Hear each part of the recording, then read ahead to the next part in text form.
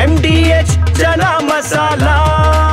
ಈಗ ಕಡಲೆ ಇರಲಿ, ಹಲಸಂದೆ ಬೀಜ, ಕಪ್ಪು ಕಡಲೆ ಅಥವಾ ಬಿಳಿ ಕಡಲೆ, ಎಲ್ಲವೂ ಸ್ವಾದಿಷ್ಟವಾಗುತ್ತೆ. MDH.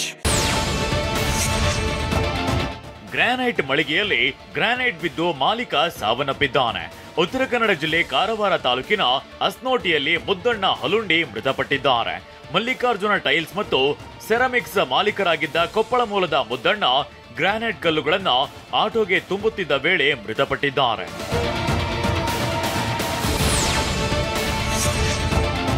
ಗಾಯಕಿ ಮತ್ತು ನಟಿ ಅಖಿಲ ಪಜಿಮಣ್ಣು ದಾಂಪತ್ಯದಲ್ಲಿ ಬಿರುಕು ಮೂಡಿದ್ದು ನ್ಯಾಯಾಲಯದಲ್ಲಿ ವಿಚ್ಛೇದನಕ್ಕೆ ದಂಪತಿ ಅರ್ಜಿಯನ್ನ ಸಲ್ಲಿಸಿದ್ದಾರೆ.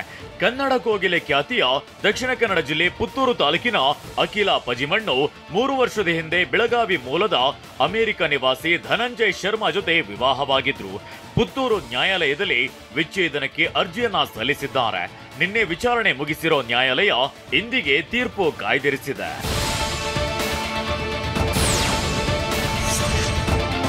ಬೆಂಗಳೂರಿನಲ್ಲಿ ಪಿಕ್ಸಿಸ್ ಸ್ಪಾ ಮೇಲೆ ಸಿಸಿಬಿ ಪೊಲೀಸರು ದಾಳಿ ನಡೆಸಿದ್ದಾರೆ.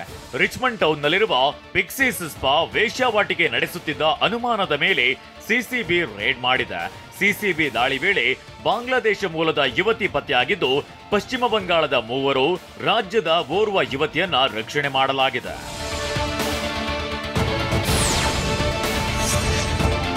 ಹಾಸನ ಮತ್ತು ಚಿಕ್ಕಮಗಳೂರು ಜಿಲ್ಲೆಯಲ್ಲಿ ಭಾರೀ ಮಳೆ ಆಗ್ತಿದ್ದು, ಹೇಮಾವತಿ ಜಲಾಶಯದಿಂದ ನದಿಗೆ ನೀರು ಬಿಡುಗಡೆ ಮಾಡಲಾಗಿದೆ.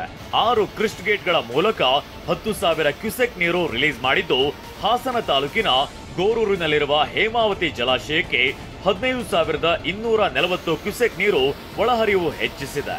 ಮಳೆಗಾಲದ ಆರಂಭದಲ್ಲಿ ಜಲಾಶಯ ಭರ್ತಿಯ ಹಂತ ತಲುಪಿದೆ.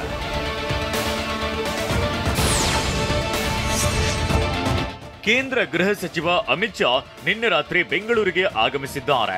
ರೇಸ್ ಕೋರ್ಸ್ ರಸ್ತೆಯ ಖಾಸಗಿ ಹೋಟೆಲ್ನಲ್ಲಿ ಅಮಿತ್ ಶಾ ವಾಸ್ತವ್ಯ ಹೂಡಿದ್ದು, ಅವರನ್ನ ಮಾಜಿ ಸಿಎಂ BS ಯಡಿಯೂರಪ್ಪ ಭೇಟಿಯಾಗಿ ಮಾತುಕತೆ ನಡೆಸಿದ್ರು. ಇಂದು ಬೆಂಗಳೂರು ಉತ್ತರ ತಾಲೂಕಿನ ನಗರೂರಿನಲ್ಲಿರೋ BGS ವಿವಿಯ ಬೆಂಗಳೂರು ಕ್ಯಾಂಪಸ್ ಉದ್ಘಾಟನೆಯನ್ನ ಮಾಡಲಿದ್ದಾರೆ.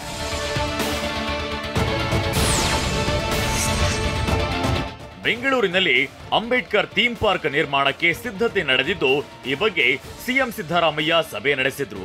ಕಾವೇರಿ ನಿವಾಸದಲ್ಲಿ ಸಚಿವರು ಅಧಿಕಾರಿಗಳ ಜೊತೆ ಸಿಎಂ ಸಭೆ ನಡೆಸಿದ್ದು, 25 ಎಕರೆ ಜಾಗದಲ್ಲಿ ಅಂಬೇಡ್ಕರ್ ಥೀಮ್ ಪಾರ್ಕ್ ನಿರ್ಮಾಣಕ್ಕೆ ನಿರ್ಣಯಿಸಿದ್ದಾರೆ.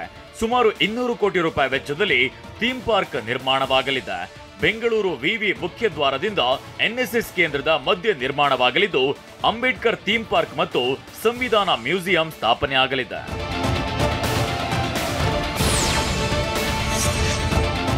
ಜೆಡಿಎಸ್ ಸದಸ್ಯತ್ವ ಅಭಿಯಾನ ಹಿನ್ನೆಲೆಯಲ್ಲಿ ಜೆಡಿಎಸ್ ಯುವ ಘಟಕದ ಅಧ್ಯಕ್ಷ ನಿಖಿಲ್ ಕುಮಾರಸ್ವಾಮಿ ನಿನ್ನೆ ತುಮಕೂರು ಜಿಲ್ಲೆ ಶಿರಾನಗರಕ್ಕೆ ಆಗಮಿಸಿದ್ರು.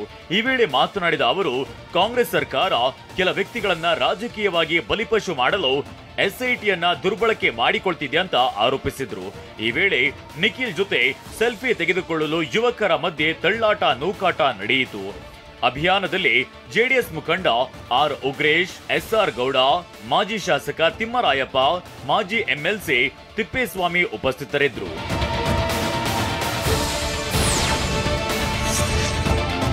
ರಿಯಲ್ ಎಸ್ಟೇಟ್ನಲ್ಲಿ ಮುಂಚೂಣಿಯಲ್ಲಿರೋ DS Max ಪ್ರಾಪರ್ಟೀಸ್ ಪ್ರೈವೇಟ್ ಲಿಮಿಟೆಡ್ಗೆ 20ನೇ ವರ್ಷದ ವಾರ್ಷಿಕೋತ್ಸವದ ಸಂಭ್ರಮ.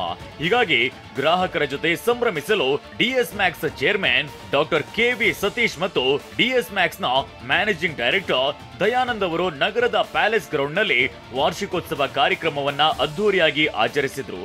ಕಾರ್ಯಕ್ರಮಕ್ಕೆ ಆಗಮಿಸಿದ ಅತಿಥಿಗಳಾದ ಬಾಲಿವುಡ್ ಸ್ಟಾರ್ ಗೋವಿಂದ, ನಿರ್ದೇಶಕ ತರುಣ್ ಸುಧೀರ್ ಪತ್ನಿ ಸೋನಲ್ ಮೊಂಟೇರಿಯೋರಿಂದ ದೀಪ ಬೆಳಗಿಸಿದ್ರು. ಗ್ರಾಹಕರನ್ನೆಲ್ಲ ಕರೆದು ಸಂಭ್ರಮಿಸಿದ್ರು.